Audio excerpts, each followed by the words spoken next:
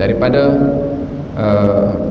muzakarah pagi hari yang berbahagia ini, satu kisah saya ceritakan di zaman Nabi Muhammad SAW, bagaimana akhlak ini boleh menarik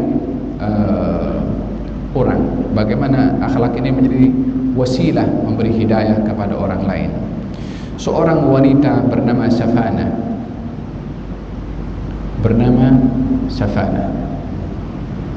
binti Adi bin Hatim, putri kepada Adi bin Hatim. Adi bin Hatim ini seorang yang dikenali sebagai seorang yang pemurah, seorang yang suka tolong orang lain, yang tidak pernah menghampakan sesiapa walaupun tidak beriman. Anaknya yang bernama Safanah ini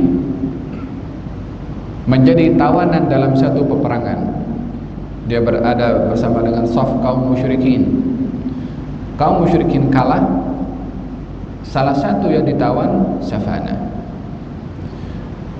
Safanah dalam ditawan sebagai seorang tawanan dan akan dimiliki oleh tentera yang menawan, dia berjumpa dengan baginda Rasulullah dan mengatakan, "Ya Muhammad." Dia panggil, "Ya Muhammad, saya adalah anak kepada orang yang tidak pernah menghampakan sesiapa. Saya adalah anak orang yang suka beri makan orang lapar. Saya anak kepada seseorang yang memberi pakaian kepada orang yang memerlukan. Saya anak kepada orang yang berbuat ihsan kepada jirannya. Saya anak kepada seorang yang pemurah, yakni yang diberitahukan tu sifat mulia bapaknya." Kata Nabi, "Kamu anak siapa?" Kata dia, "Saya anak kepada saya anak kepada Hatim At-Tai." Safanah binti Hatim At-Tai. Saya anak kepada Hatim At-Tai. Hatim ini yang saya katakan tadi lah, orang yang akhlaknya suka tolong orang.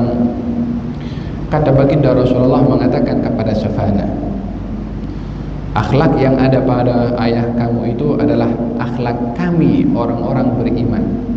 Kalau ayah kamu meninggal dunia dalam keadaan iman, kami doakan untuk ayah kamu. Namun meninggal tidak dalam keadaan beriman, tidak boleh mendoakan kepada orang yang tidak beriman. Sebagai balasan mulianya akhlak yang ada pada ayahnya hatta tidak beriman, anaknya itu dibebaskan daripada menjadi tawanan karena akhlak bapaknya." Kata baginda Rasulullah, "Bolehkah kamu lepaskan ia daripada ditawan?" Sahabat ikut apa Nabi punya arahan, dibebaskan daripada menjadi tawanan. Safanah mengatakan, "Ya Muhammad, aku tidak mahu dibebaskan seorang diri, tapi aku mahu semua wanita-wanita daripada Bani At-Tai juga engkau bebaskan." Kata Nabi, "Engkau dan wanita daripada kabilah engkau dibebaskan, tidak lagi menjadi tawanan." Gembira Safanah melihat sifat pemurahnya Nabi. Safanah mengucapkan, "Asyhadu an la ilaha illallah wa annaka rasulullah." Beriman. Bukan dia seorang beriman, perempuan yang lain itu dibebaskan, beriman. Tahu apa yang lebih dahsyat lagi? Katanya, "Ya Rasulullah, lelaki-lelaki kami ini yang perang tadi lari ke mana? Ke belakang lereng gunung sebab takut kena tawanan ataupun dibunuh.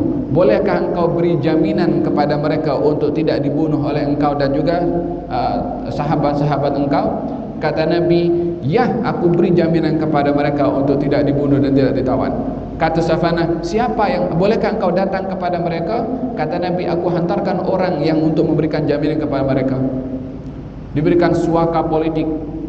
Siapa dihantar oleh Nabi? Ali bin Abi Thalib. Kalau pergi sana, dengan siapa Sayyidina Ali pergi? Untuk membuktikan mereka itu betul-betul dapat jaminan keselamatan. Dibawa perempuan-perempuan tadi dalam keadaan terhormat, dengan naik ontanya, dengan dijaga kehormatannya, dengan dikembalikan hartanya. Harta yang hasil perang itu akan jadi rampasan, dikembalikan oleh Nabi SAW.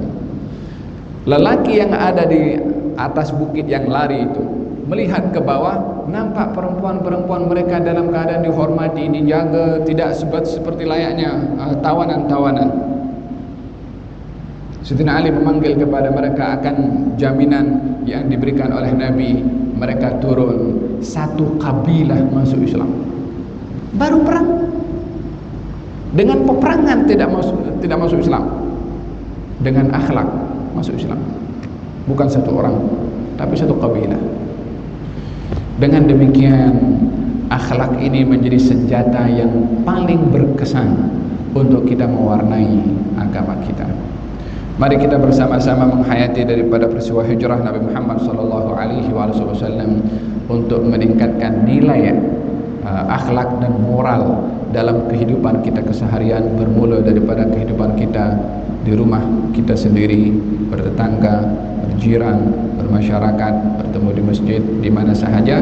Jadikan konsep hubungan kita dengan mereka adalah akhlak. Innama bu'istu liutammima makarimal akhlak. Saya diutus untuk menyempurnakan akhlak, kata Nabi Muhammad SAW. Moga-moga Allah Subhanahu Wa Taala berkati majelis kita pada hari ini. Moga-moga Allah Subhanahu Wa Taala memberikan kepada kita ibrah daripada peristiwa hijrah baginda Rasulullah, berupa kesantunan, berupa pengorbanan, berupa mengambil sebab, meningkatkan nilai tawakal kepada Allah Subhanahu Wa Taala. Dan moga-moga Allah Subhanahu Wa Taala angkat darjat kita, dan moga-moga Allah Subhanahu Wa Taala kuatkan keyakinan dalam hati dan jiwa kita, dianugerahkan kesederhanaan dalam segala keadaan, dan moga-moga Allah Subhanahu Wa Taala jadikan tahun baru 1442 Hijriah ini tahun yang membawa barakah bagi kita umat Islam secara umumnya, bagi umat manusia di Malaysia, dan bagi umat Islam di Malaysia secara khususnya. Moga-moga Allah Subhanahu Wa Taala angkat wabak yang menimpa kepada umat manusia di mana saja mereka berada, khususnya di Malaysia. Moga-moga Allah Subhanahu Wa Taala angkat wabak ini dan dikembalikan oleh Allah kepada kita nikmat keamanan, ketentraman, kesejahteraan, dan moga-moga Allah Subhanahu Wa Taala golongkan kita dalam golongan orang yang bersyukur kepada Allah dengan nikmat-nikmat yang cukup dan sangat berharga Allah berikan kepada kita. Moga-moga Allah Subhanahu Wa Taala berkati semua yang hadir di sini, diberikan sehat wal afiat, diberikan barakah oleh Allah Subhanahu Wa Taala, dipanjangkan umurnya dalam keadaan sehat wal afiat, diberkati keluarganya, diberkati zuriyahnya, diberkati hartanya, diberkati oleh Allah Subhanahu Wa Taala segala nikmat yang diberikan oleh Allah Subhanahu Wa Taala. Dan moga-moga nikmat yang Allah berikan ditambahkan lagi oleh Allah keberkatannya dan tidak diambil oleh Allah Subhanahu Wa Taala. Amin ya rabbal alamin. Wa sallallahu ala sayyidina Muhammadin wa ala alihi wasallam. Alhamdulillahi rabbil alamin. Wassalamu alaikum warahmatullahi wabarakatuh.